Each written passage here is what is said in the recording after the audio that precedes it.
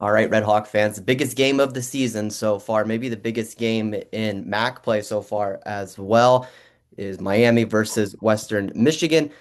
Pumped up to have Joseph Hartzell on, sports editor for the Western Herald. Joseph, it's a big game coming up. How's the week been for you so far?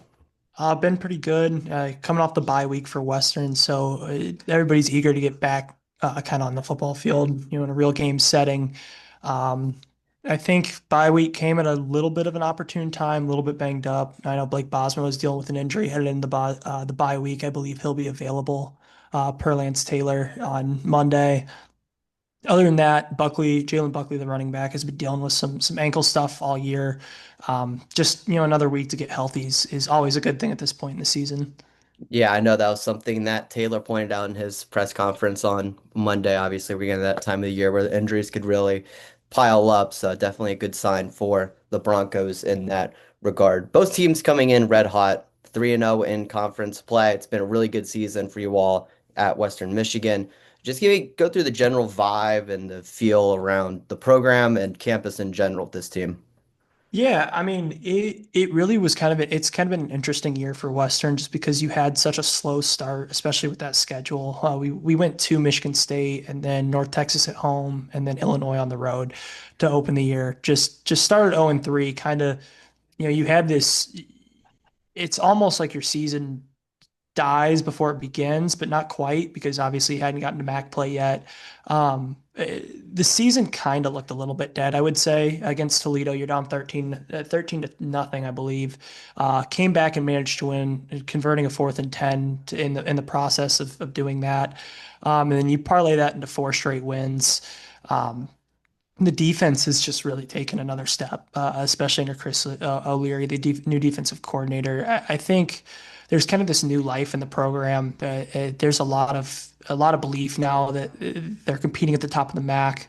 Should be one of the teams headed to Detroit if all goes right. So I think that's kind of a general positivity vibe, but very positive momentum, I would say, going forward. Yeah. So, I mean, let's get into the defense because usually when I'm starting off talking about the opposing team, usually you start off with the quarterback, right? I mean, that's a star player. That's who everyone would gravitate towards. But for you guys, not that Lowry's having a bad year by any means, but you got to look at the defense first, and especially Nadame Tucker at the defensive line position. 8.5 sacks already through 7 games towards the top, not only of the MAC, but of the entire country. Just what's his impact been like on this team? He's having an incredible season so far.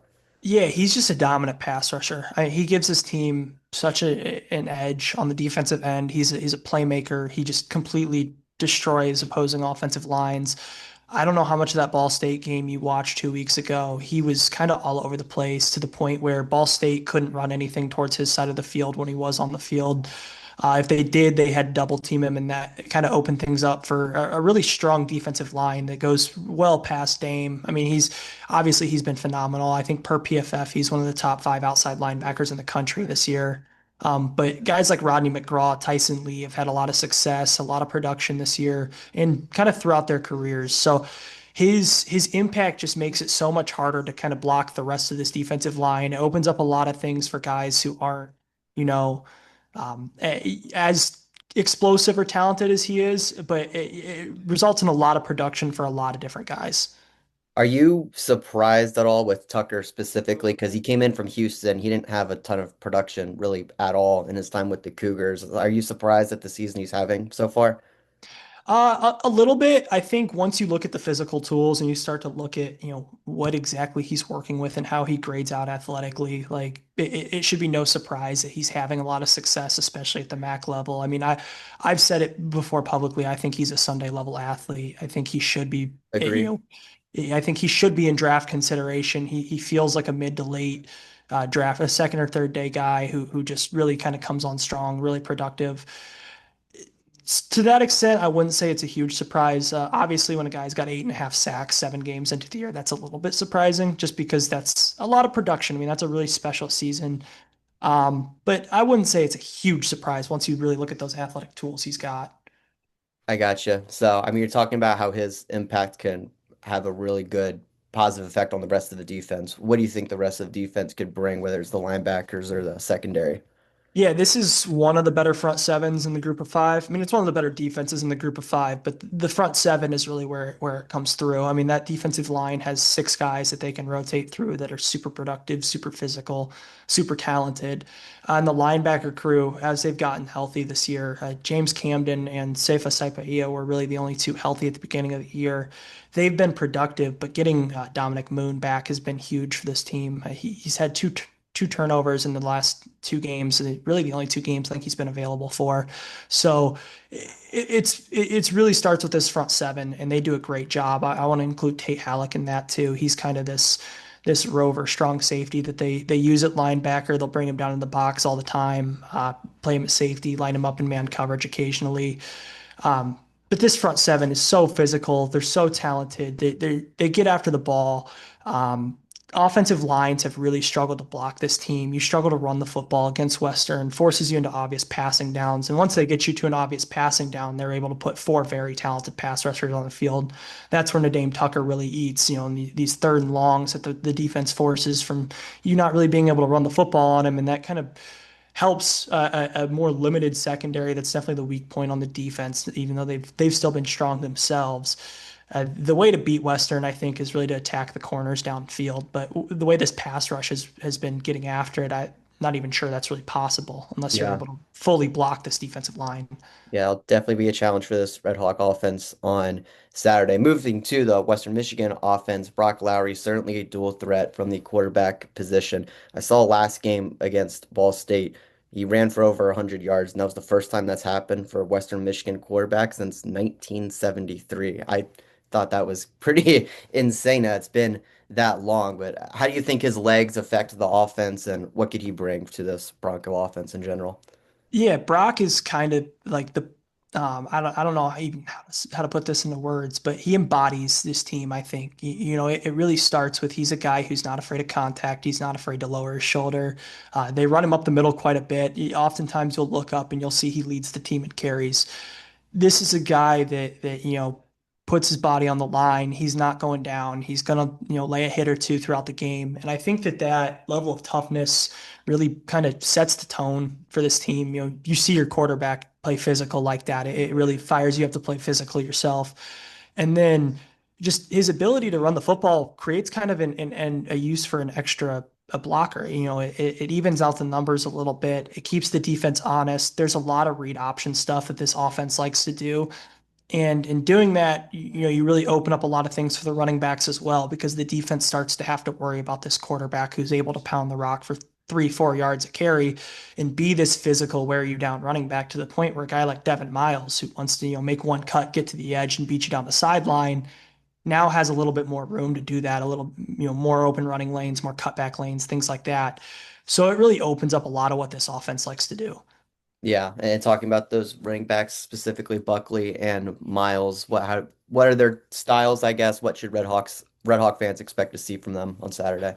Yeah, Buckley's one of the more well-rounded running backs, I think, at the group of five level. He's good catching the ball in the backfield. He's definitely more of a runner than a pass catcher. He's physical.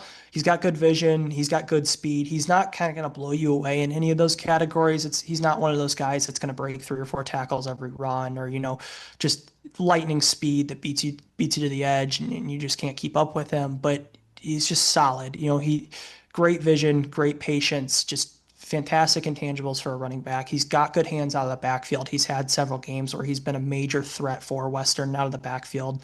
That was a big part of their offense against North Texas, a game that ended up being a loss, but a 3-point loss at home in which you kind of held the lead for almost the entire game against one of the best group of five teams in the country is nothing to kind of laugh at. So Yeah. his ability to just kind of do everything in the offense makes him a threat in all facets, and really allows Western to kind of use a multi running back system and not give up a ton throwing the football. So just looking at this matchup in general now, is there like a certain guy you're looking at from the Western Michigan standpoint? Like if this guy plays really, really well, Western Michigan has a great chance to win the game outside of the obvious candidates. I think I'm going to go as a group instead of a single guy. I think if the Sure. offensive line imposes their will on Miami, I think this game really leans into Western's hands. This is a team that wants to control the football. Lance Taylor has not been he's not been shy about mentioning, time of possession and things of that nature and keeping the ball out of a talented quarterback like DeQuan Finn's hands. It leads to, if the offensive line has a good game, the rest of the team often has a good game. It puts the defense in positive situations. It allows the offense to move the ball and control the football. And this team really wants to run the football. They're going to use three, four running backs. They're going to run with Brock Lowry. A lot of their passing attacks come off of play action and off of RPOs and things like that that kind of bring the defense forward towards the line of scrimmage. So if that offensive line has a really good game, I think Western Michigan, ends up winning this football game. So do you think that's the most important factor going into this game is that matchup between Western Michigan's O-line versus Miami's D-line? I definitely do. I think that, the defense has kind of proven themselves to not really be like a swing piece at this point. You kind of Yeah. expect the defense to just be good. They've largely been good, I think, in my opinion, outside of every game besides Illinois.